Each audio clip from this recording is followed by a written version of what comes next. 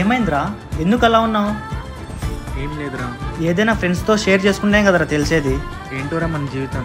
చిన్నప్పుడు మనం అనుకునేవాళ్ళం ఎప్పుడెప్పుడు పెద్దవాళ్ళు అవుతామా అని, కానీ పెద్దయ్యాక తెలుస్తుందిరా బాధ్యత అంటే ఏంటో. తెలియడం లేదురా. పెద్దవాళ్ళు 90 సంవత్సరాల వరకు ఎలా బ్రతుకున్నారా అని. నాకైతే పార్టికల్ జీవితానికి భయం అవుతుందిరా. నువ్వు చెప్పరా, నీకు ఈ లైఫ్ బాగుందా? నిజమంటే నాకు కూడా ఈ లైఫ్ పైన విరక్తి వచ్చిందిరా. అప్పుడప్పుడు అనిపిస్తుంటుంది నేను చనిపోయి ఉంటే బాగుండని. నేను చనిపోయాక మా ఇంట్లో వాళ్ళు ఏమవుతారో అని భయం రా నాకు. ఎందుకంటే నా జీవితంతో పాటు 3 జీవితాలు నా చేతిలో ఉన్నాయి. నా టైం ఎంత చదువుగా ఉన్నా మా నాన్న అనుకుంటాడు నా కొడుకున్నాడు కదా అంతా వాడే చూసుకుంటాడని. మా అమ్మ కనిపిస్తుంటుంది నా కొడుకున్నాడు కదా ఇంకా నాకు ఏం టెన్షన్ ఉండదని. నా చెల్లి అనుకుంటుంటుందిరా ఏదో ఒక రోజు మొత్తం అంతా మా అన్ననే చూసుకుంటాడని. నాదేముందిరా, నేను చనిపోయినా పర్లేదు, నన్ను నమ్మి 3 ఉన్నారు ఇంట్లో. వాళ్ళ గురించి ఆలోచిస్తే చనిపోవడం తప్పనిపిస్తుందిరా.